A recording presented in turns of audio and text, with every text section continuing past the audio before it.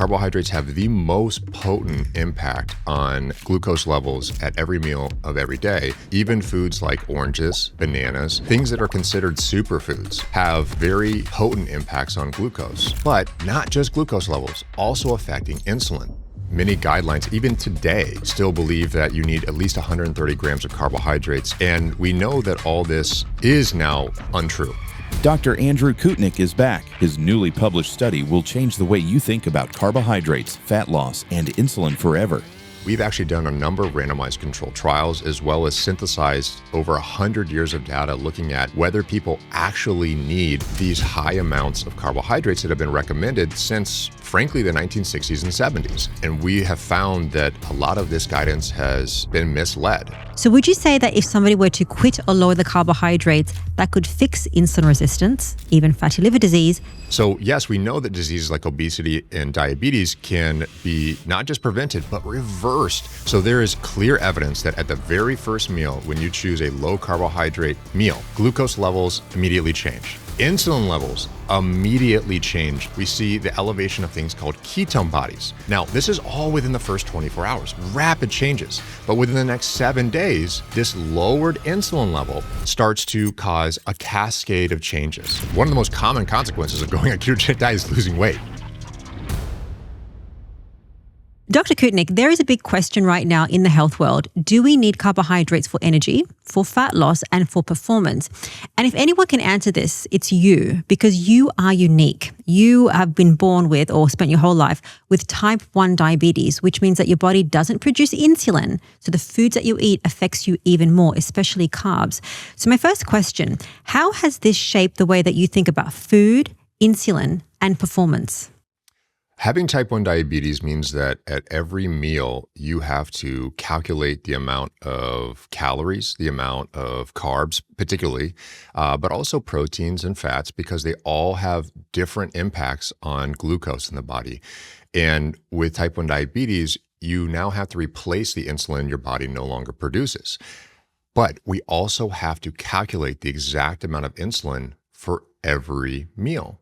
And so we have to become really experts rather quickly at what we're consuming and how much insulin our body will need. And so we quickly can become judges of insulin sensitivity, insulin resistance, and how things like exercise can rapidly change how potent any amount of insulin is at each meal. And so it gives you a real world, robust perspective on how various factors in life, particularly food, which has the most potent impact on glucose, impacts our glucose, impacts our metabolism, because you become the gatekeeper for the most potent hormone in all metabolism, and you control it completely.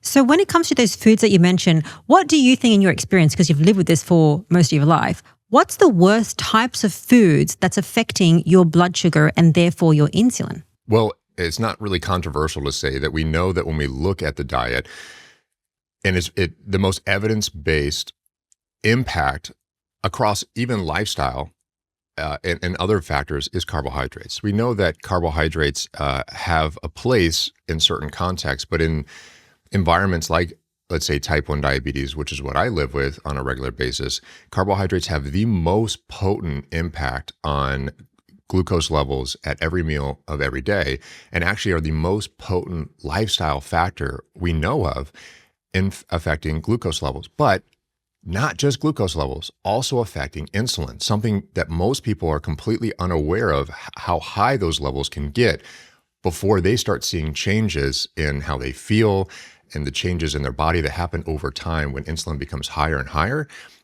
for prolonged periods. So what are the types of foods? So specifically like orange juice, cakes, bagels, pasta, oatmeal, all of the above, apples, fruits. Does fruits affect you? Yes, they do. And this is where I think a lot of people become upset when I talk about even foods that are categorically, not notoriously, but generally seen as very, very healthy, is in the context of type 1 diabetes, you see the glucose footprint of every single gram of carbohydrate that you consume, every single calorie that you consume. And even foods like oranges, bananas, things that are considered superfoods by organizations like the American Diabetes Association, have very potent impacts on glucose. And we know that because typically one of the most common types of foods that are recommended to people with diabetes if their blood sugar ever becomes too dangerously low, which is sometimes does occur when people overdose on insulin, is oranges, is fruits, because we know how rapidly and how potently it can elevate glucose levels. So yes, fruits have a very, very potent and rapid impact on glucose levels. Now, we think of fruits as typically healthy, but that's predominantly because of all the other components of fruit. Typically, they have some form of fiber, phytonutrients, and various other components in fruit that we see as healthy. But when you look at it from the lens of someone living with diabetes, or maybe on the precipice of diabetes, foods like oranges and bananas rapidly spike glucose levels and also insulin, and can often lead patients who are managing or on the precipice of getting these conditions to be on a roller coaster ride at those meals. So absolutely, even fruits can have potent impacts on glucose levels, but it really depends on the type of fruit, and it also depends on the type of carbohydrate, because not all are created equal. Absolutely. I'm glad that you said that, because I think people, they do think that fruit is healthy and it's natural, it's got fiber. There's a debate around if we do need fiber, but that's not a topic for this conversation. But there are certain foods that people think I should be eating, should not be eating, but some healthy foods we should be kind of staying away from. Bananas, even apples in excess, all these different things. You also had a very interesting experience that you did a TED talk about the ketogenic diet, and so many people have fixed their life doing low carb ketogenic. You helped somebody reverse their diabetes and lose over 100 pounds. In that moment, how did that make you feel? Yeah, that was a kind of career-changing moment for me, because doing the TED Talk, I got to speak on my personal journey managing my disease and about nutrition, and just a nutritional strategy that has been utilized for, frankly, over 200 years for the prevention and reversal, not just the management, but the prevention and reversal of diseases like diabetes, as well as obesity. And I was speaking about this diet known as the ketogenic diet, and I received a message after that talk was published, and it was someone who was able to find my email address, emailed me and communicated and said, "Hey, I don't know if you remember me, but I was sitting in that audience, and I heard what you said, and they had at the time type 2 diabetes, not even type 1 diabetes, but type 2 diabetes, and I changed the way I ate after what you said. I looked up resources on how to do it the right way, and now I've lost over 100 pounds, and I completely reversed my disease, and I feel like I have my life back for the first time." And I read that message, and reading at that time, I was a graduate student. I was still a student. I didn't complete my PhD at that point, and I never realized how powerful those messages could be to help people with these chronic diseases who they think they can't reverse. Oftentimes they're taught to just manage these conditions. They don't realize that, one, they're preventable, and two, that they can actually be reversed. And hearing from that patient really made me sit back and realize, wow, there's an opportunity to help so many people by just talking about not only the research that we do on these topics and how powerful nutrition is, sometimes more than traditional pharmaceuticals and other technologies that have come on the market, but how powerfully it can actually shift someone's life and their quality of life. And I had lived that myself, having transformed my diet to combat obesity and ultimately to manage my type 1 diabetes. But to hear from someone else doing it, I realized, man, if I could do that to one person, imagine the opportunity to get out and speak and help hundreds, maybe thousands of people gain that empowerment in their own life, and ultimately trek what is sometimes a difficult journey to health. And that's really the goal that we're all trying to get to. Absolutely. That is monumental. I think it gives so much people hope that if I have type 2 diabetes, or in your case, type 1 diabetes, if I'm overweight, if I have elevated insulin, I can do something about it. I don't have to take pills. I don't have to listen to what my doctor is telling me if they're telling me the wrong advice. And that's how this episode is going to help, because you just published a new study with respect to carbohydrates. Let's turn our attention to carbohydrates. Let's first understand, With carbohydrates, we're told that we need them for energy, for fat loss, for performance. Do you think that's misleading? I think it is misleading because for so long we have believed that carbohydrates are essential to, let's say, perform physical activity. For a long time, many guidelines, even today, still believe that you need at least 130 grams of carbohydrates to fuel your brain. And we know that all this is now untrue. We've actually known since the 1960s that the brain can function just fine on 0 grams of carbohydrates for periods of time. And in fact, frankly, forever.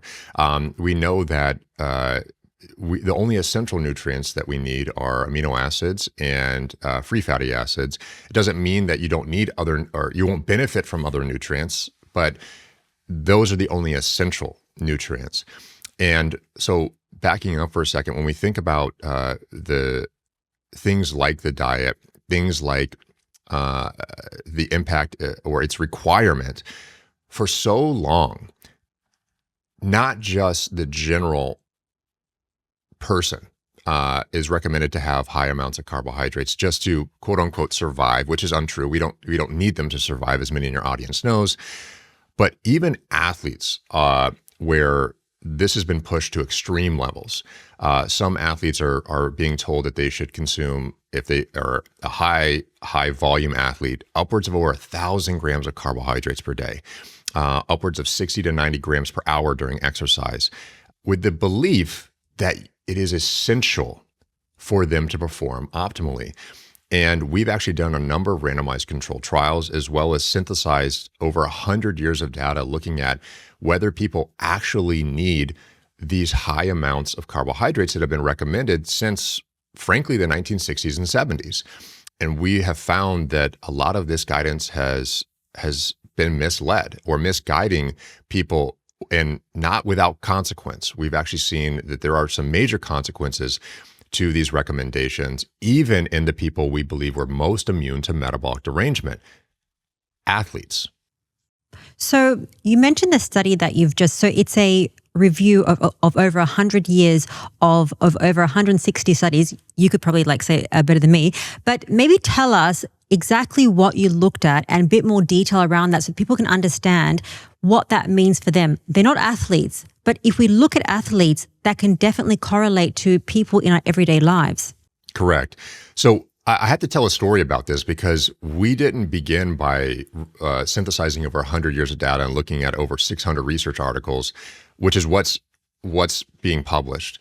But it actually started with years and years back, finding that the ketogenic diet was able to not just treat, but sometimes prevent and reverse multiple diseases. We were looking at neurological diseases. We were looking at things like metastatic cancer and its impact on lowering cancer burden and actually protecting muscle tissue during cancer. There were so many different things that we were looking at thinking, wow, nutrition, simply going to the grocery store and making a different choice about what you were going to buy in there could have this powerful medicinal effects. But yet, so many of the healthiest people in society, athletes, were being told to do the exact opposite of this therapeutic strategy, but to consume abundance of carbohydrates and sometimes absurd levels. I mean, north of 400, sometimes north of 1,000 grams of carbohydrates. And so we were really interested. A lot of people are talking about this, but is it true? And is it true that we need this? Because back in the 1800s, Rena, we've known that protein and fat was the predominant form of nutrient for Olympic athletes, the highest tier of caliber of athlete. We see that in records when you look at the history of what was given in these big environments where athletes would eat together, what was on the menus, what was being served. You can actually look at photos, and you can see that it was a very protein and fat-focused diet. But around the 1960s, that all changed. And the reason that all changed is because there was a physician, Jonas Bergstrom, and he had developed a technique to actually be able to stick a syringe in the muscle and pull out muscle tissue. And what they found in the muscle tissue is that they actually had stored glucose and these chains. And these chains of glucose were called glycogen. And they said, wow, we're storing glucose in the muscle as chains for use. It must be essential for performance. And what they did find at the time is that, yes, okay, if you consumed more carbohydrates, you had more of these glucose molecules in the muscle, and it seemed to correlate with how long athletes could perform. And so this is when things started to change. But then in the 1980s and 90s, we had this new technique where we could stick a gas mask on athletes and we could see how much oxygen they were consuming and carbon dioxide they were breathing out. And that's actually a sign of how much fat and carbohydrates athletes are burning. And when athletes would consume high amounts of carbohydrates, as you would expect, they would burn more carbohydrates. Sometimes north of 90% of their energy would be coming from carbohydrates. And it also appeared there was a link, an association between higher carbohydrates and longer performance. Again, none of this was causal, meaning that the amount of carbohydrates consumed, we don't know if it was the cause of higher performance. But what we do know is that there was associations at this time. And this continued to pop up in the literature.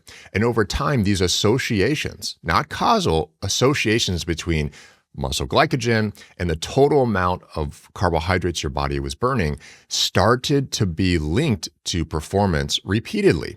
Now, that ultimately led to guidelines that said, look, if you're an athlete, if you're a female, you can store on roughly up to around 300 grams of glycogen in the muscle and up to 500 in average body weight males. If you have that much in the muscle and you use it rapidly during exercise, you must have to replenish it with equal amounts, if not more. And so this then arose these high glucose-centric form of guidance and recommendations. In fact, the most recent guidelines from the American College of Sports Medicine, Dietitians Associations in the United States and Canada, ISSN, all these major organizations around sports say you need to have, between 5 to 12 grams of carbohydrates per kilogram of body weight, depending on how much volume of exercise you do. And again, for the average body weight male, this can go north of 1,000 grams of carbohydrates per day at the high end. But did you need that? Well, so many of these studies that were showing these associations between glycogen and the amount of carbs that you're burning in the body were never actually causally linked to performance. And so we sat back and said, that's interesting. All these guidance and recommendations over the last half a century have been guided based on an association. Let's actually test by controlling all these key variables. Let's say their body weight, the amount of activity that athletes were doing, the amount of calories they're consuming, all these other interactive variables that we know impact performance. Let's control all of that, Rena, and actually test if athletes consume very low carbohydrate diets, can they perform the same? And so the first thing we did in 2 major studies was we did a randomized control trial controlling all these variables and had athletes adapt to a ketogenic diet for 4 weeks. That timeline's very important. We can talk about that later. But we asked them to consume this diet for 4 weeks. And we asked them to do 6 by 800 meter sprints, 1 mile time trial, which if someone may think, 1 mile, no big deal. No, 1 mile at max effort is one of the most grueling forms of aerobic intense exercise. We were pushing athletes over 85% of their total maximal aerobic capacity. And so when they did this, we found that after they adapted to the diet for 4 weeks, they had no deterioration in performance, Rena. And that was eye-opening to us. It was saying, okay, well, we were told for years, over half a century, that carbohydrates were essential to performance, but yet these athletes were consuming less than 50 grams per day and having the same performance at very high intensity forms of exercise. Now, we did a second follow-on study to look at the other extreme, where athletes were riding for 2 to 4 hours. Ironman competitors, actually. So we had people who are Ironman competitors come in and ride for 2 to 4 hours straight until they could no longer continue to push out any more effort. We called it hitting the wall. And we found that yet again, when athletes were on these diets for over 4 weeks in duration, they had no drop off in performance. So these two ends of the extreme in what your body can perform, whether it be, very high intensity forms of like almost sprints, or it was sprints, 800-meter sprints, to the opposite end of the spectrum, going for long periods of time. We found that even very low carbohydrate diets were able to sustain that performance, which immediately upended this belief of, okay, well, you need carbohydrates to perform. Even in these high caliber athletes, we found that that's not true. But what we also saw in these studies, Rena, was that in the original study, and back in 2023, we had middle-aged runners, very fit, lean body weight, high fitness level, actually very high fitness level, they're competitive runners. We were seeing that up to 30% on the high carbohydrate diet were developing prediabetes. Now, this was the major shocker for us because, yes, it is, shocking to upend over a half a century of belief that carbohydrates were essential to performance.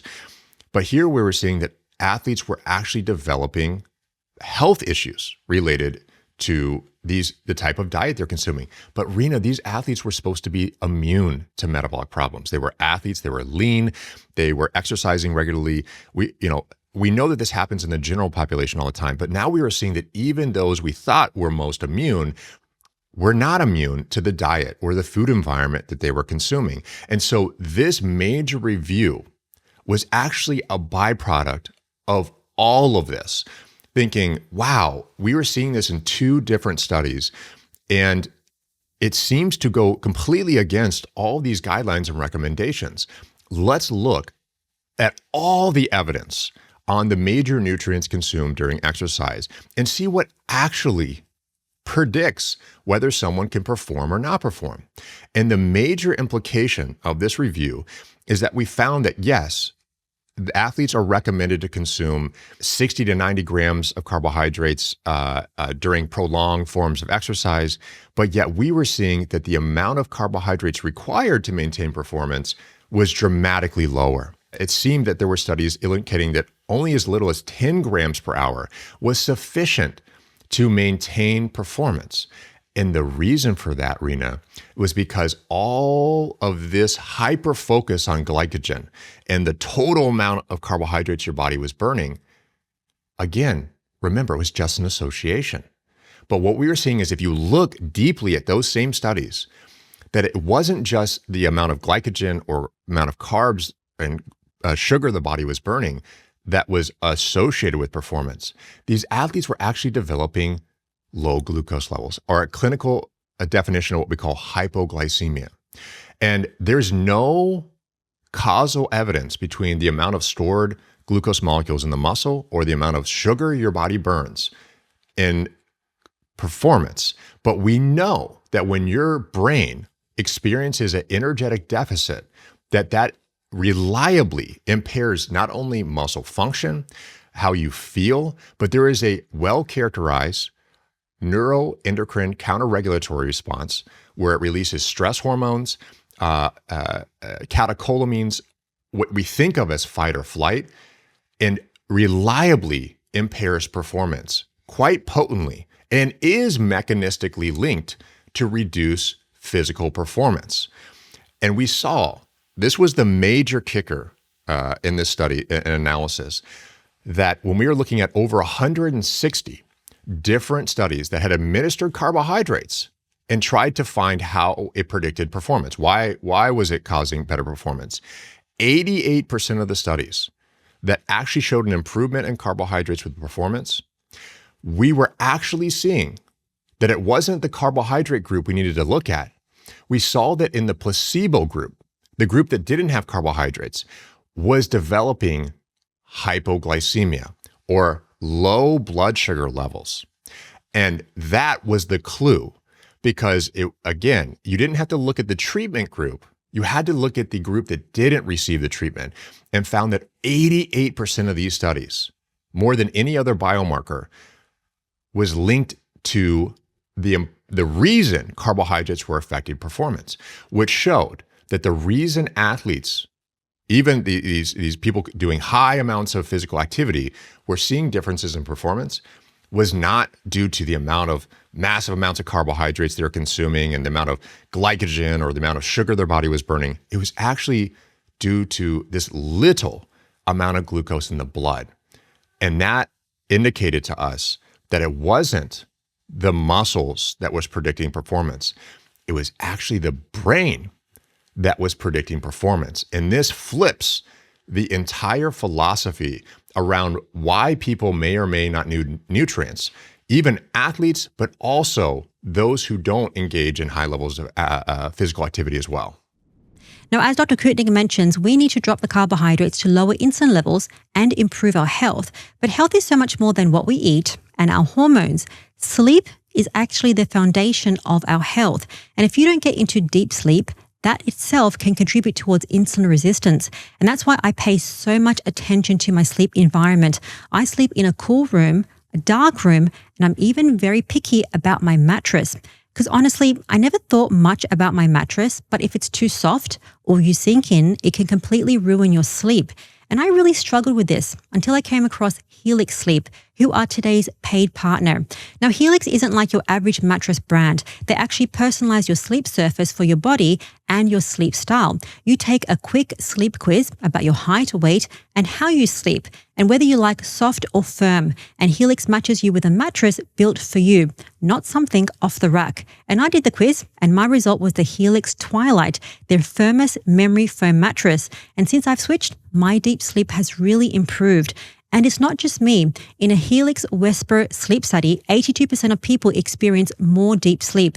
And here's the best part. You don't have to worry if it's not perfect immediately, because Helix offers a 120-night risk-free trial. So you can try it at home, and if it's not right, you can return it. No questions asked. So if you've been thinking about upgrading your sleep, especially if you share a bed or you know exactly how you don't want your mattress to feel like, Helix makes it simple. Visit helixsleep.com/primal to take advantage of their New Year's sale exclusive partner offer and get 27% off store-wide. And thanks to Helix Sleep for sponsoring this episode, because sleep is really the foundation of everything. So let me just summarize. So at the beginning, you said in the 1800s that most people, they can survive off protein and fat. There wasn't the need for carbohydrates. Not to say that nobody should have carbohydrates. There just isn't a sufficient need. Fast forward to when you have athletes and then they put athletes on carbohydrates. They didn't actually show causation that athletes perform better with carbs. It was just a correlation. The glucose in the muscle does not make you perform better. It's the sugar, the glucose in the brain and in the liver and in the blood that fuels the performance. That is accurate. And it's very important for the audience to realize that we have, to put it simply, two pools of glucose. We have a large glucose pool, which is the muscle. You know, the muscle can store up to 300 to 500 grams of glucose as glycogen. And then you have this small glucose pool, which is the amount of glucose circulating in the blood, equivalent to around 5 grams or so throughout the entire body. So like a teaspoon of glucose is the amount in circulation. That little amount is essential to life, is essential to surviving. But almost all the focus has been on the muscle because of how much it holds, and thinking, well, if you have stored glucose in the muscle, it must be essential to performance. But the reality is that that wasn't the most important predictor. The most important predictor was the small glucose pool, which is the amount in the blood, but also the amount in the liver. And your audience may ask, well, why is the liver important here?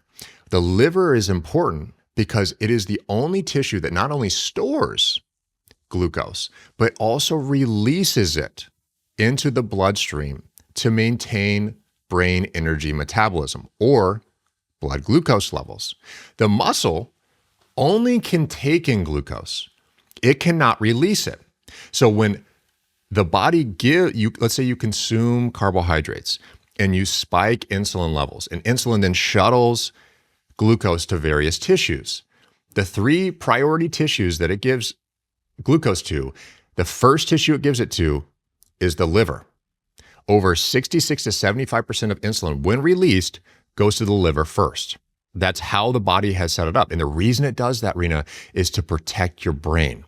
It stores the glucose in the liver so that when your blood sugar goes low, you will have glucose available to ensure your brain has energy no matter what. The second place it goes is the fat. It goes to the fat, binds to the fat tissue, and potently blocks fat breakdown. Because again, insulin is a storage molecule. It indicates abundance. It indicates that you have abundance of nutrients. So we need to stop breakdown of things like fat. So it blocks and dramatically suppresses fat oxidation. And then the last tissue, which is at the lowest priority level, is the muscle. The reason that's the case is because the body has shown us it's not essential to go to the muscle to maintain function, to maintain the ability to optimally function as a human being. The only reason it goes to the muscle is because it's overfilled.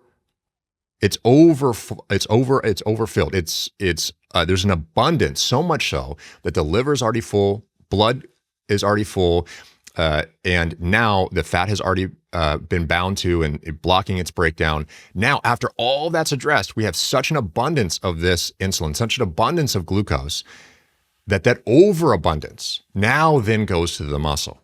So the muscle is the last place that the body prioritizes to then store these nutrients. And that teaches you something. It teaches you that it is not the top priority in body's function. But when we think about athletes or people who exercise, it's even a more stark example of where the body places its priority to maintain physical activity, to maintain physical function. And this major review illustrated for over 100 years that signal has always been there. But largely, we have ignored it. And major institutes like the Gatorade Sports Science Institute pushes extremely high levels of carbohydrates, and they have been recommended for, frankly, years. But what we are seeing is that not only are those not necessary, that those recommendations may be 6 to 12 times higher than are necessary, but in some cases, we are seeing athletes are experiencing metabolic dysfunction or signs of even things like prediabetes in these athletes. And the reason we felt this is so important is not, Rena, for telling an athlete how to perform at the highest end, although the implications of this review do tell us about that. What we're really trying to illustrate is that this is a review that illustrates what's important for health, even for those we thought were immune to metabolic derangement and are not, like athletes. So even those who are doing abundance of physical activity, who are lean, who are exercising a lot, which we can consider on the healthy extreme over here, can still be affected by our food environment.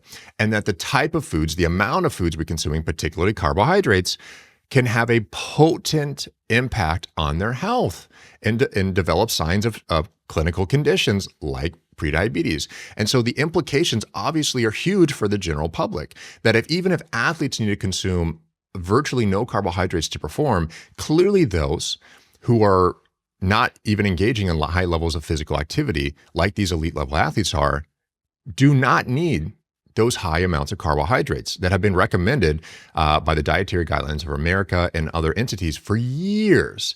And we know that our food environment is the number one cause of major metabolic derangement in the form of things like obesity. And so it is important that we speak about this and share this for not just people who want to perform well, but also to make sure that people are healthy and know that you do not have to compromise health to perform. And that's, I think, essential for people to appreciate. I think so. I think this doesn't just apply for elite athletes, it's for every single person because most people aren't elite athletes.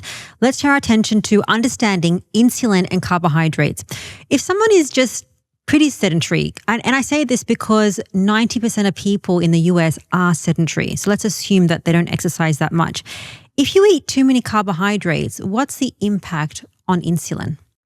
So immediately, let's say you cook some potatoes or rice or bread or pasta, and you consume that food. The very first thing that happens is it goes to your stomach, and your stomach starts to break down those carbohydrates into individual sugar molecules. Those individual sugar molecules are absorbed through the intestine into the blood, and raise blood sugar levels. This is why when you eat those foods, also we talked about orange juice earlier, you'll see this spike in blood glucose levels if you test your blood with a finger stick after you eat these foods. Once that elevates, there's this very unique but small organ called the pancreas. The pancreas is like a thermostat for blood glucose levels. It will detect the amount of glucose that's elevated, and in proportion to how high it goes, will sense that elevation and release insulin. So if you consume a lot of, let's say, rice, and your blood sugar goes very high, your body will immediately say, okay, we need to release an abundance of insulin into the circulation. The first place that insulin's going to go is the liver. It's going to go to the liver to then store glucose as glycogen to protect your brain when you have little glucose in your diet, or if you were to go through a famine or a fasting period of time. So this is a protective mechanism for the brain. Next, after it goes through the liver and stores it there, it's going to go to the fat tissue and bind to the fat tissue and signal to the fat, oh, we have an abundance of food in our environment right now. We need to store as much fat as possible. So we're going to stop fat from being broken down. So once it stops fat from being broken down, it then goes to the muscle. Only after the liver has taken up the insulin and glucose, and only after the fat has been stopped from being broken down, then it goes to the muscle and signals the muscle to say, now we need to take the overflow into the muscle, the abundance, the excess amount into the muscle and store it here, just if we need some extra forms of energy outside of things like fat, that we have literally weeks and months of energy on our body in the form of fat energy. So that's how the body responds to carbohydrates in the diet. The insulin response is a signal of abundance. And that's when the body stores and prevents breakdown, particularly of things like fat. So that makes sense that if someone eats too many carbs, it goes to the liver, and too much of that can cause fatty liver disease. And then if it goes to the fat, you get overweight. And if it's all too much, you get insulin resistant. Is that the right kind of chain of sequence that can happen? People have all these diseases. I have fatty liver, I have insulin. Well, they say I have elevated insulin. I'm overweight. I have X, Y, Z because of that high insulin cascading to all these different things. Precisely. So for a long time, people thought, well, fatty liver, which is now has this very advanced term called metabolically associated steatotic liver disease. They use the term metabolically associated because we know it has to do with metabolism. But the term fatty liver, which was originally used, actually describes what happens to the liver. You start building up fat. And originally it was thought by the scientific community, well, if you consume more fat, it will cause more fat to be placed into the liver. But there was a study by a close friend of mine named Elizabeth Parks back in the day that actually found that it isn't so much the fat that causes fatty liver. It's actually the carbohydrates, specifically the insulin response to the blood glucose elevation from carbohydrates that binds potently to the liver. Because again, remember, the liver is the first place that this insulin goes. And that insulin then stores, again, we talked about insulin being a powerful storage hormone, stores not just glucose, but also fat in the liver. And so in excess amounts, people develop fatty liver disease with an overabundance of insulin. In fact, we've seen this, Rena. We've actually conducted studies where we were specifically looking at obese patients. People who are obese, we were about to put them on a 12-month randomized controlled trial to change their diet. And when we were assessing these individuals for not just their glycemic control, but also we were doing total body MRI scans. So we were actually able to look at the gold standard, the highest refined way of looking at their body composition. But one of the tissues we were looking at, the composition of it, was their liver. And we found that we had these patients who all had obesity. All of them had prediabetes. We didn't know it, but they came in, and when they were assessed, all of them also had prediabetes. And when we looked at their scans, their MRI scans of the liver, over 80% of them, I think the exact number was 86% of them, also had fatty liver disease by the diagnostic amount of fat that was the percentage of fat in the liver. And we saw that when you have obesity, we have historically known that insulin levels rise. As you start accumulating more adipose tissue or fat cells in the body, they start to enlarge, insulin levels rise proportionally. So as you become, let's say, a little overweight, and your insulin levels start to double, we know that the sensitivity to insulin can also reduce around 33, 36%. We know that even before people develop diabetes or prediabetes, that these levels can go up to six-fold higher. Six-fold higher before you see any signal of glucose change. And that is six-fold more anabolic hormone, meaning six-fold higher levels of fat storage hormone, six-fold higher levels of glucose storage hormone. Again, this is a storage hormone. It's one that also suppresses fat breakdown. So the higher these levels get, the more the body stores and views you in a state of abundance and prevents you from breaking down tissues like the fat for energy. And this is a progressive condition that ultimately results in things like type 2 diabetes, where you have full-fledged resistance to insulin. The amount of insulin in the body can sometimes be sometimes 10, 20, 30-fold higher in the body.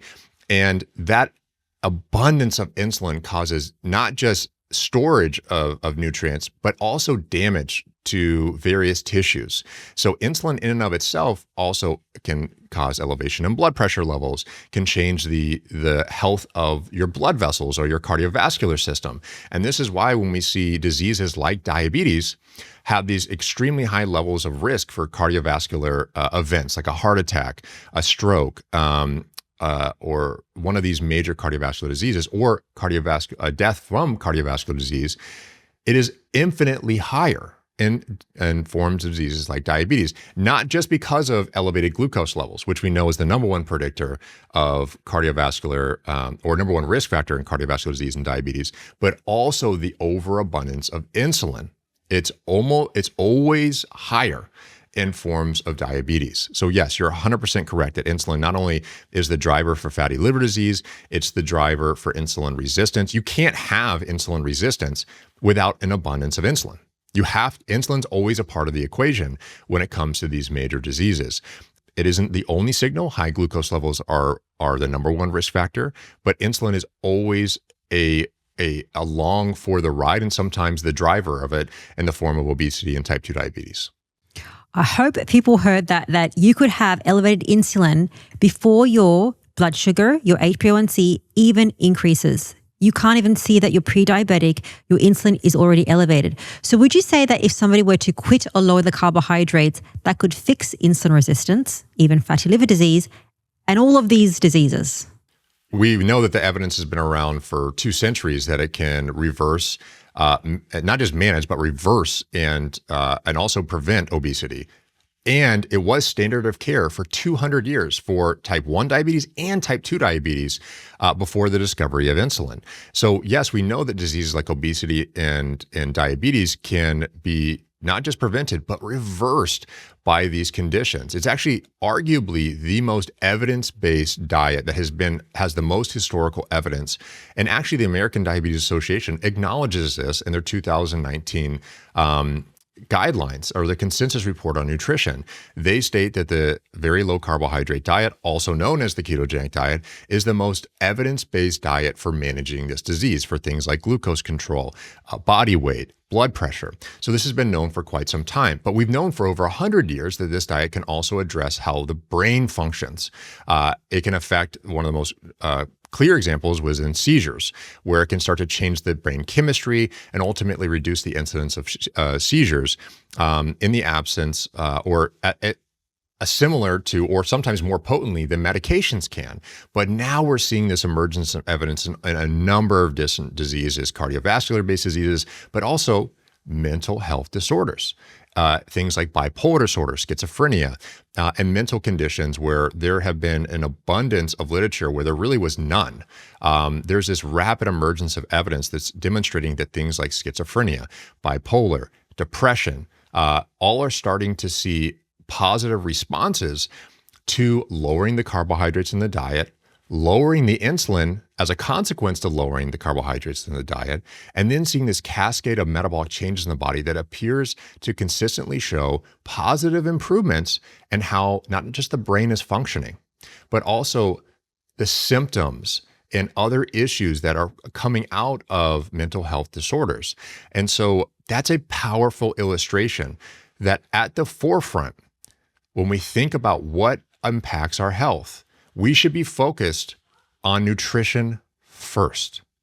Nutrition should be the priority because you can't, the saying is you can't outrun a bad diet. And we know this is now true from a study across 36 different countries from Duke and other researchers all the way to China. We're showing that the food environment is what's driving obesity. But we know that things like exercise can also have potent impacts on insulin sensitivity, dramatically enhances insulin sensitivity, and is overall just good for your health. But these are two pillars of overall lifestyle that should be the frontline therapy for individuals with these conditions before we start considering the array and cocktail of drugs that we see pushed onto patients almost immediately before they even try lifestyle interventions. And this is really important for not just those who in your audience who are trying to empower themselves to improve their health, but also healthcare practitioners, individuals who are treating patients or helping patients on their journey, including coaches, on how to improve patients' health.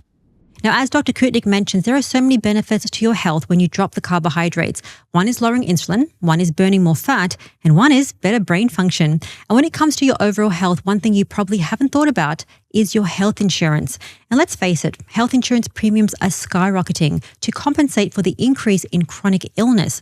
And I'm sure if you're taking control of your health like I am, you want to make every dollar count.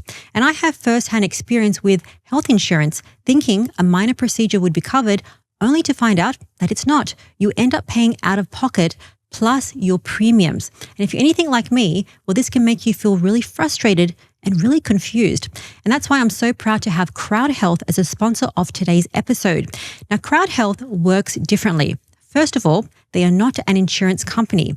Here's how it works. It's a community-based healthcare platform. For under $100 per month, you get access to a team of health bill negotiators, low-cost prescription and lab testing tools. And of course, you join your crowd, like the carnival crowd, to cover unexpected healthcare expenses.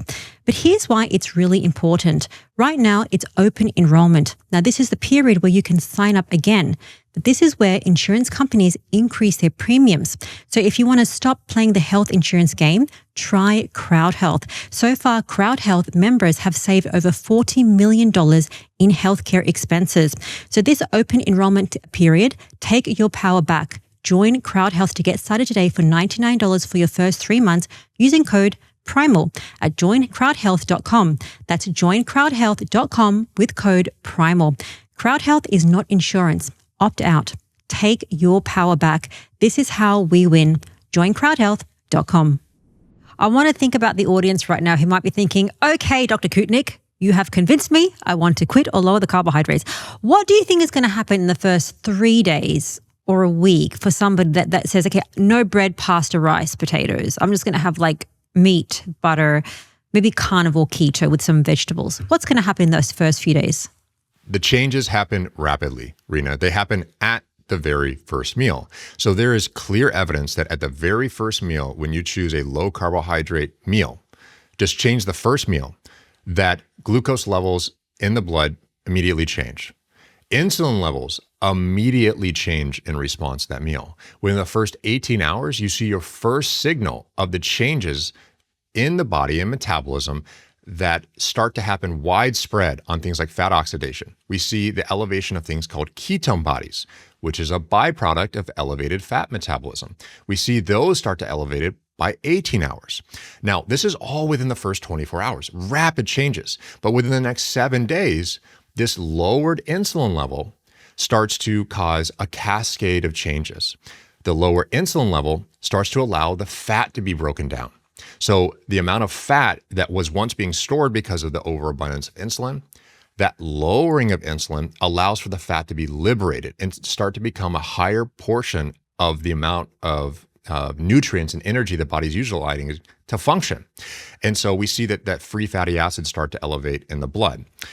This is all happening right immediately within the first 7 days. But what a lot of people want to see, which is, sometimes why people engage on a ketogenic diet, is to lose weight. Well, that happens almost immediately. And the reason it happens is because insulin stores not just glucose, but with every gram of glucose, it also stores 3 grams of water. So when you start lowering insulin, you also lower, threefold the amount, proportionally, the amount of water that is now not being held in the body. So you start to release more water, start to release more sodium, and that actually starts to persist for up to 2 to 4 more weeks. So you're going to persistently see the amount of water that you're retaining in various tissues start to drop. This is also why when people do low carbohydrate-based diets and start to eat carbs, they just balloon up. And they're like, oh man, I feel bloated. I feel it must have been the gluten in the bread. It's like, well, no, it's actually just the carbohydrates that's doing this to you. It's the carbohydrates that are causing you to store an excess amount of water in these various tissues, and you feel, quote unquote, bloated. But that can linger, that starts immediately, but lingers for weeks. This is also why you see this dramatic reduction in blood pressure for many patients who have elevated blood sugar levels, because now they're no longer storing excess amounts of fluid.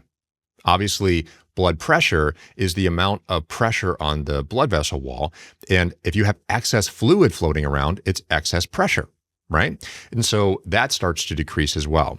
But you start to see changes in appetite. You start to see changes in your drive for various foods almost immediately. And this persists for the first 4 weeks. And so, again, you see an immediate change in glucose, immediate change in insulin, and that then drives, it almost flips the switch from a sugar and carbohydrate predominant based metabolism to a fat predominant based metabolism. And around 2 to 4 weeks, you see that most of the major changes from shifting from, almost completely reliant on carbohydrates as the fuel over towards fat has almost completely flipped on its head. And now your fat is now storing the vast majority of your energy, which is what people often want because they want to lose fat. You can't lose fat if you can't break it down and burn it. So that occurs, and all this begins and persists for up to around the first 3 weeks. But what we see is that everything really hits this pivotal moment and kind of normalization around the 4-week mark, where you start to see blood glucose levels start to, initially they drop and then they stabilize around the 4-week mark. We start to see that the levels of ketone bodies in the blood immediately begin to elevate within the first 18 hours. And then they hit a peak around the 3 to 4 week mark. And then they stabilize at the 4-week mark. And this is also the same timeline that we start to see normalization of physical performance in athletes who are engaging or shifting over to a ketogenic diet. So there is really a host and cascade of different changes that occur in various tissues, particularly the fat, particularly the muscle. Your brain starts to now rely on not just glucose, but a proportion of it starts to increase to rely on things like ketone bodies. And over time, your hunger changes, your body weight persistently changes. And this persists up to around 4 weeks, where things start to begin to normalize in many of the major metabolic changes. Now, if someone's trying to lose weight, they may continue that change because they're constantly consuming less calories, which allows them to ultimately maintain a persistent weight loss well beyond just the water weight they're consuming, which is one of the most common reasons that someone engages on a ketogenic diet. So there really is a cascade, Rena, of metabolic changes that occurs in the body when someone lowers their carbohydrates. But again, it all starts with lowering insulin. How exciting. I have 2 follow-up questions, but I do want to ask about high fat for life, because I think that people need to make a lifestyle change, not just a diet for 4 weeks. So projecting further than 4 weeks, how does high fat enhance metabolic flexibility and fat loss at a lifestyle perspective? Like, you don't have to diet and count your calories. This is a lifestyle. Like, you are lean and fit because you do a lifestyle that suits you. So how does high fat fit into that? Well, What we find historically in the literature is that when someone just reduces their carbohydrates, they usually volitionally, meaning by choice, reduce their calories. And this allows them to reduce their body weight, allows them to maintain that reduced body weight over time. This is very common. And one of the most common consequences of going on a ketogenic diet is losing weight, and is actually something that we have to coach athletes to say, hey, hold on, like the goal is actually not to lose weight. We need you to keep your calories higher. But for many people, that's not their goal. They just want to do something that makes it easy to not feel hungry and do that without having to take an abundance of pharmaceutical and often very expensive pharmaceutical and technological tools to assist them on that journey. And so this is one of the most evidence-based ways from a nutritional perspective to do that. But yes, as you mentioned, the most important factor is sustainability. One of the common criticisms that someone in the scientific or clinical community will say is, well, hold on, like, are you going to be able to sustain that diet? And they'll say, well, I've seen in the scientific literature that, some portion of patients won't be able to maintain the diet. And the thing I immediately say is, well, hold on.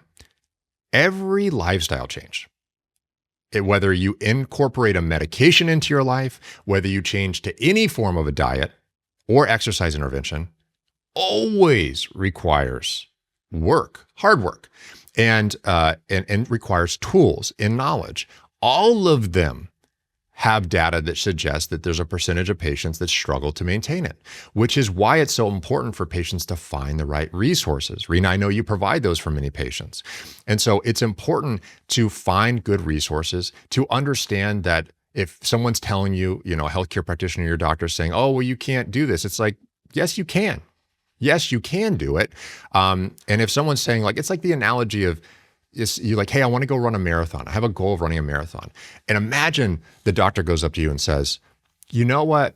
I've looked at the science on this. And the science says that the vast majority of people who try to run a marathon will never run a marathon. In fact, maybe less than 5% or maybe less than 1% of all people will ever achieve that. So I recommend you don't start in the first place. Imagine that's the type of thinking that someone has when they walk into a doctor's office. But maybe instead, they should say, you know what? That's amazing that you want to improve your health. I'm going to give you all the right resources on your journey so you don't have to struggle the same way that people do who don't have these same resources or the right tools. And that's the way we should start thinking about this, because we know that there are tons and tons and tons of people who maintain these approaches if they have the right resources and they dedicate to a lifelong lifestyle change with these interventions. And it's a totally achievable lifestyle strategy. In fact, we have published the longest ever sustained longitudinal study on the cardiovascular effects of the ketogenic diet, and it was over 10 years in duration. So clearly, it can be maintained over extended periods of time. The evidence shows that it can be. So anyone who's telling you it can't be is frankly discouraging you from your health journey and is standing in your way. And it's important that patients know that it is possible, and also important for health practitioners to know it is possible and to look for resources that help guide them to guide patients on their journey. I can't tell you how many people in our Go Carnivore community have said, I'm doing carnivore keto, ketogenic. My doctor is telling me my LDL's up, cholesterol, this is not healthy for you. You need to be on a statin or eat some carbohydrates. So the more community support, the more like-minded people that we have around and resources, the better it is. So question around actual tips and what to eat. How much fat do you have to eat? So don't say as a percentage, because I think people get really confused around that. If you can imagine a plate, where is the fat and the meat and whatever else you eat? Like, what does it look like so people can understand what they have to eat? I think if people view this as a protein-centric diet, it actually helps them a lot more. Because if you look at a plate that someone's eating on a ketogenic or very low carbohydrate diet, what they're actually doing is typically prioritizing protein.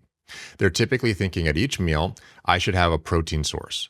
Now, that doesn't mean you need to have this lean protein source like egg whites or chicken breast. I mean, you can, but that's not the goal of a ketogenic diet. The goal of a ketogenic diet has to have the essential nutrients. And let's start first with protein. So you're going to have some form, let's say, of meat, chicken, salmon, some form of protein on that plate that's going to give you those essential amino acids that you need, but also it's going to have a healthy amount of fat with it as well.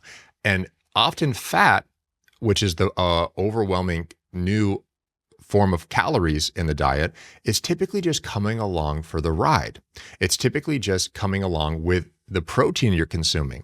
And on these diets, if someone chooses to have, let's say, a traditional form of what we call a quote unquote well-formulated ketogenic diet, necessarily carnivore, we can talk about that in a second, they may include things like salad, green leafy vegetables, cauliflower, other forms of fibrous vegetables that don't spike insulin levels.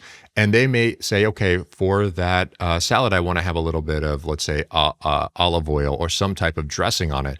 And by default, as long as it's not sugar-based, that's also going to make up the fat calories. So if you focus on, first and foremost, okay, I want to get protein. And for the average person, that may mean, okay, like a protein the size of their fist, okay, on the plate. Then, some form of green leafy vegetable if they're going to, focus on a ketogenic diet, and then allow them to have fat to up to the point in which they feel satisfied with that food. I don't ever think of, there used to be an approach in health influencers in the ketogenic diet space who pushed, you need to consume excess amounts of fat. No, like fat's calories. And it's very easy to if you just force feed yourself fat, then yeah, you're gonna gain weight if you overconsume those. You can gain weight if you overconsume fat. But if you focus on protein, which is essential for the body, but also supports your muscle, but also is one of the few nutrients that actually has the highest level of what they call satiation, meaning that it reduces your hunger after you consume it. That's an amazing nutrient, and prioritizing that, but not prioritizing having very lean forms, just focusing on the ones that are nutrient dense. And this can, yes, include eggs. Yes, it can include things like steak and beef, but also obviously things like salmon and other nutrients like this. We know that these are very nutrient dense forms of foods. You can have the green leafy vegetables, and you could have salad dressing on those if you so choose that is fat focused. But that's really what a plate looks like. It's kind of a colorful plate that has a focus on green leafy vegetables, a protein source like, let's say, like a salmon, and with any type of, let's say, seasonings on that plate that can help support the flavor profile of that food. That's what a plate typically looks like. And if you go to your grocery store or a magazine store or a bookstore, you can look at the health aisle, and usually on the front of that health is a salad plate with some fish on it. That's a ketogenic meal. That it doesn't, and they're not usually promoting a ketogenic diet. They're like, oh, they're promoting a Mediterranean diet or DASH diet. But what they're actually showing on the front of that as a visual is actually a ketogenic meal. And so a well-formulated ketogenic meal is very much in line with overall health. It incorporates various nutrients that help with health and function, is very much aligned with overall health. Now, someone takes the step to go to carnivore, which many people have found a lot of success with, because that just taking it to one step further has helped people to really break through the wall, the barriers they often have with getting to the weight loss goals they want or the health goals they want in general. Then that's a really protein-focused approach. Again, because the protein has a high satiation component, you're getting a lot of the essential nutrients from the fat and the protein there, and that's really the focus of that approach. Love it. So it's protein-centric, but high fat in nature, and we don't have to add lots of fat. If you're new to the lifestyle, yes, add fat, like add butter. It's not going to do anything bad. But then as you get used to it, you can lean away from the butter and more towards the, fatty cuts of meat. So salmon, lamb, beef, eggs, all these whole foods. So that goes to my next troubleshooting questions. As you know, you've been in the Go Carnivore community. People ask you a lot of questions. There are two questions mainly around blood glucose and weight loss. So when they do carnivore keto, ketogenic, lower the carbohydrates, they say, my blood sugar, whether that's tested by blood glucose or the HbA1c, is increasing or it's going high. Like let's just say it's over 100, like 120, and they're thinking it should be 70 or 80 or 90. And this is long term. So they're doing carnivore keto for maybe a few months. Why do you think that is? So it's very important to put this in context, because someone may hear that and say, wait, the ketogenic diet's raising blood glucose levels. No. When someone goes from a high carbohydrate-based diet to a very low carbohydrate diet, or also known as a ketogenic diet, and some forms of that of the carnivore diet, you will reliably see a drop in blood glucose levels. You will reliably see a drop in insulin, sometimes up to 75 to 80%. If you have diabetes, that can be even higher than that. And so those are reliable changes that occur. Now, what Rena you're describing here is when someone gets into a normal level and then they start to see a slight tick up in things like blood sugar levels at the time. Now, people describe this as a negative consequence, like, oh no, I'm concerned my blood sugar is coming up. When in reality, this is potentially just a signal of physiologic adaptation to reliance on fat, where the body is becoming incredibly reliant on fat as a fuel source, and then the body starts to prioritize fat as a fuel, and so carbohydrates don't become a predominant form of what makes up the energy needs of the body. And so the body's not sucking it into the tissues like it once did. And so there is, in some cases, although not all the time, but in some cases, patients, after they have reached normal glucose levels and reduced insulin, lower body weight, that at this stage, they start to see a slight kind of re-elevation in glucose levels. By the way, we see this in athletes. We see that even in healthy athletes who are normal body weight, by all signs completely healthy, even those who clinically don't have any form of prediabetes, they'll see this immediate drop in glucose levels. And those who are healthy, who maintain calories and the same level of activity, even they will start to have initial re-increase in blood glucose levels into a place of homeostasis, a place the body is readapted to those glucose levels. And so that's not an uncommon thing. We even see it in athletes who in these cases don't have disease and are healthy as well. So, and one way to potentially attempt to address that is to play around with various nutrients. So you can play around with trickling in other forms of nutrients, like if you wanted to try carbohydrates, but not in abundance, right? We're talking about minimal amounts of that. And those are honestly tricks that many clinical people implement if they're concerned about certain lipid levels or things like elevations in glucose levels. But I don't think that's usually a thing to often be encouraged to people, because it's more important for individuals to find a sustainable approach that works for them over time and allows them to maintain, let's say, 80 to 90% of the good. No matter what approach you implement, there's always going to be some percentage that comes as a trade-off, right? Like today. Every choice has a trade-off. So today, Rena, we're speaking today about health, wellness, nutrition. But that's a choice, because I'm not also doing something else with my time right now. So it's a choice of I'm putting my efforts here and I'm not going to put my efforts somewhere else. Same thing happens in your metabolism. Okay, if you're going to do a ketogenic diet, you can see lower glucose levels, lower insulin, lower body weight, changes in your whole metabolism and burning more fat, less carbohydrates and sugar as fuel. But yeah, like you may see elevations in things like LDL, totally addressable. You may see other changes as well, like a slight increase once you adapt and normalize glucose levels. Again, these are subtleties. But when people usually utilize these approaches, they are attempting to make major change in their health and wellness. They're not attempting to make subtle changes, typically in their overall wellness. So again, it's about the net positive of the approach and focusing on the overarching benefit of whatever approach you're implementing.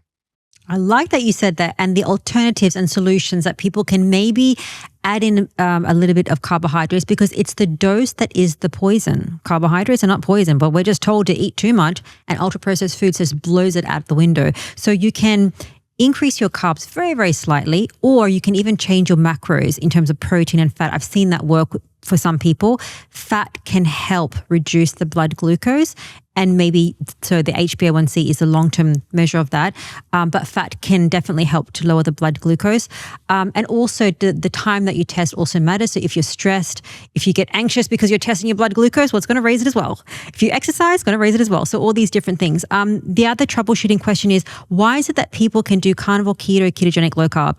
They lose weight, it just stalls, it does not move. Why is that happening long term? Well, it depends on where they start and what they're consuming. So anytime someone implements a new dietary strategy and it involves reducing the total amount of energy you're putting into your body's going to now utilize the energy deficit that you have from your tissue. So imagine your body needs 2,000 calories to maintain your body weight, and you consume slightly less now. Say just 1,500. There's a 500 calorie deficit. your body's going to have to pull from that deficit from somewhere in the body. Now, this isn't to say that the only factor that matters is calories. Obviously, there are a number of other factors that matter for losing weight beyond calories, but we're just going to use calories as a simple example. But with that 500 calorie deficit, your body is now going to pull that 500 calories from some other part of the body, okay? Because it's not being consumed and it needs to maintain energy. So one of the most common places is the fat. Now, if you maintain that for a period of time, we know that with many lifestyle strategies, even including endurance exercises, one great example, your body will adapt to it over time. So if you start running for 1 mile a day, you're like, I feel great, I'm losing weight. Well, that's awesome. Except your body's going to normalize to that 1 mile a day, and your body's going to shift the metabolic requirements away from other things like the immune system and other areas over towards sustaining the energy for like running. And as a result, over time, it stops helping you lose weight, right? So it's about the persistent change over time. So some people, depending on where they start, will have to make adjustments along the way. But a lot of this comes down to where your body is from its metabolic rate, so to speak, and then ultimately your body's adaptation to a new set point, a new caloric set point, a new activity set point in the body. And so when someone stalls on these diets, it's typically because they've reached a level of new normal or a new set point, typically at a healthier place than they were before because they're usually lower body weight, better metabolic biomarkers. But now in order to make progress further, this is where oftentimes people will shift from things like just lowering carbohydrates a little bit to lowering it a lot more, to then shifting from just ketogenic diets over to things like carnivore, because these are all stepwise approaches to help people sustain a lower caloric intakes that helps them strip more of the excess body tissue they have to lower their weight. So, but everyone's very different here. We see that everyone has different metabolic rates. Their ability to rapidly adapt to the diet, it also changes over time. And we also see that this is a very common phenomenon, that the rate at which your body adapts is proportional to how rapidly the weight loss comes off. So very slow weight loss over time appears to allow you to strip more fat off the body more sustainably and get more out of every caloric drop. If you do it slowly, if you do it very rapidly, which most people frankly kind of need to do because they struggle with losing weight at all. So seeing rapid progress is important for people. Your body's going to adapt a little bit quicker to that, but that makes total evolutionary sense. If you have a rapid drop in calories, let's say you immediately went from, eating, a buffalo and a bunch of fruit you found on the trail, so to speak, and you just ate for an excess for a week, and then you go into this famine. Well, your body would want to say, oh no, we need to survive this. Let's lower our metabolic rate as quickly as possible to this new normal. Because if you constantly just pulled away from your tissue, we would have never survived as a species. And so what your body's actually doing is an evolutionary adaptation to the new amount of calories, the new amount of activity that you're giving it. And so if people want persistent progress over time, it's thinking about this upfront from a sustainable approach that is reliably shown to help people maintain weight loss. Look around you. Who's lost weight? Who's maintained it? Look for those examples. And then when you see those examples, ask them, how did you do that? What are the things that went wrong for you? And how did you overcome those? Because those are some of the best examples, like a community group. You run a community group that helps people on this journey. So those community groups are extremely empowering because you have tons of people who've done this various different ways, but all have found success on their journey to various degrees. And as a result, you can learn from each of them along their way because it's not a one size fits all. There is fundamentals that help people on their journey that everyone can adhere to. But then you have to ultimately adjust it and adapt it to you as an individual to optimize the outcomes you want. And this is where community groups and other settings like that can be incredibly empowering because you have an eclectic group of individuals from various backgrounds and various different health statuses, metabolic states that all are on this journey trying to overcome their own personal challenges to get to the peak of their not just health, but also performance. So speaking about overcoming personal challenges, I wanted to end on this point, which is talking about community, the real life impact. Before our interview, I emailed you to ask you what was the biggest change or thing that happened in your life, something that's sentimental.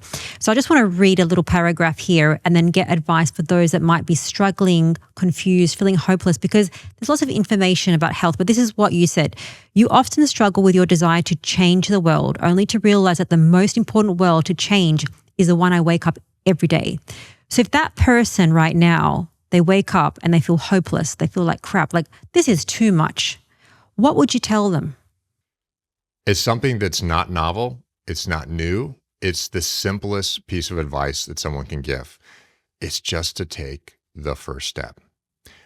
Most people never take the first step. And if you ever want to run a marathon, if you ever want to dramatically lose weight, if you ever want to reach a level of health that you've never achieved in your life and you feel tired, you feel you feel like you wake up with no energy. You feel like you can't really move or function like you used to. Sometimes it's about taking just one step. Most people's problem is that they think about the end goal and realize that's so overwhelming. I can't do that. It's so hard. No one's asking you to do that. All we're asking is for you to take the first step. And if you can take just one step in that direction, before you know it, you have now run a marathon. Before you know it, now you're at your new weight loss goal. Before you know it, you're starting to feel better. Before you know it, your whole lifestyle has changed. How you feel has changed. How your health now changes when you went to your doctor and got your blood work. Everything is now revolutionized. But you're not changing that overnight. You change by taking the first step. And that's what most people never do. But you don't have to be like everyone else. And you can change your outcomes, but you have to take the first step. Dr. Koutnik, I love that. Thank you so much for your time. All the links are going to be in the description, the study and our previous episode if people want to know what happens if you eat high fat long term. Thank you so much for your time. Rena, it was an honor, and thank you. Check out this episode next with Dr. Andrew Koutnik. The longest high-fat study has just been published. It's over 10 years. What happens when you eat high-fat for 10 years? You'll find out with this episode. Finally, thank you for your interest in root cause healing, and I'll see you next week.